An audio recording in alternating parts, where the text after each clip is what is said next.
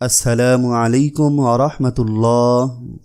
যে তিনটি স্বপ্ন দেখলে বুঝবেন আপনি জান্নাতি। ভালো স্বপ্ন আল্লাহর কাছ থেকে সুসংবাদ।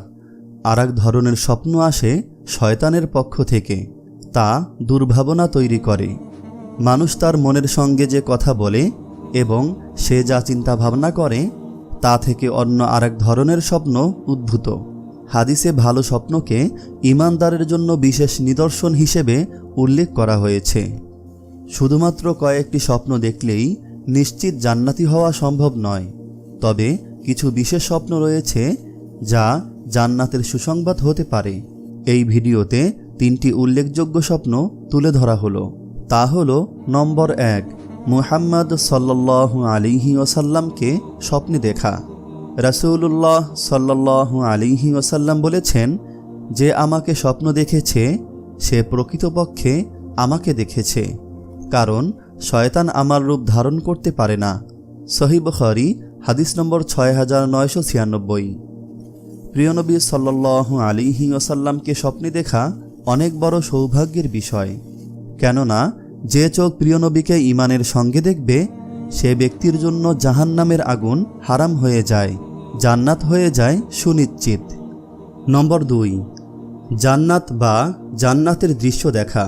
কেউ যদি স্বপ্নে জান্নাত বা জান্নাতের কোনো দৃশ্য দেখেন, যেমন জান্নাতের নদী, ফল বা জান্নাতি পরিবেশ, তাহলে এটি আল্লাহর পক্ষ থেকে সুসংবাদ। এটি ইঙ্গিত করে যে তার জীবনে এমন কিছু সৎ কাজ রয়েছে যা তাকে জান্নাতের পথে নিয়ে যাবে। তবে এটি নিশ্চিত করার জন্য আরও বেশি ইবাদত ও আল্লাহর পথে অটুট থাকা জরুরি।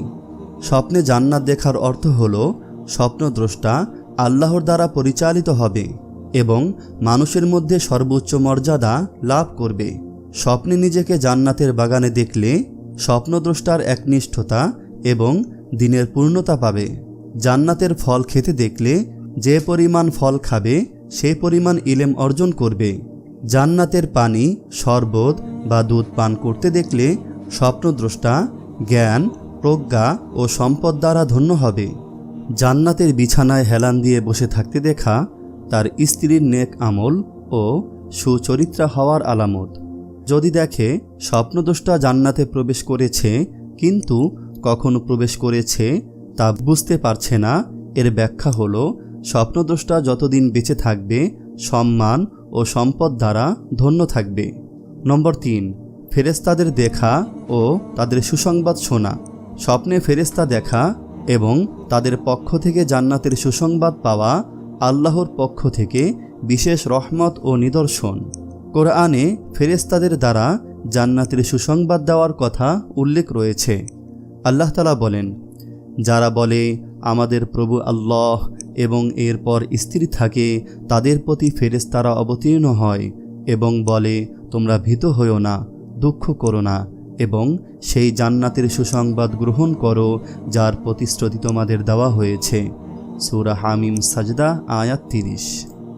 স্বপ্নে জান্নাতি হওয়ার ইঙ্গিত পাওয়া একটি সুসংবাদ হতে পারে, তবে এটি চূড়ান্ত নিশ্চয়তা নয়। জান্নাতি হওয়া নির্ভর করে ঈমান, সৎকর্ম, আল্লাহর রহমত এবং দুনিয়ার জীবনে পাপ থেকে বিরত থাকার উপর। যদি আপনি এমন কোনো স্বপ্ন দেখেন যা জান্নাতের সুসংবাদের ইঙ্গিত দেয়, তবে তা আল্লাহর পক্ষ থেকে রহমত মনে করুন এবং সৎকর্মে আরও অগ্রগামী হন। আল্লাহর প্রতি ভরসা রাখুন এবং তার সন্তুষ্টি অর্জনের জন্য জীবনের প্রতিটি মুহূর্ত কাজে লাগান। আল্লাহ তাআলা আমাদের সবাইকে নিজেকে জান্নাতি মানুষ হিসেবে গড়ে তোলার তৌফিক দান করুন, আমিন। আপনি যদি এরকম ভিডিও আরও পেতে চান তাহলে এই চ্যানেলটি সাবস্ক্রাইব করে পাশে রাখা বেল আইকনটি অন করে দিন।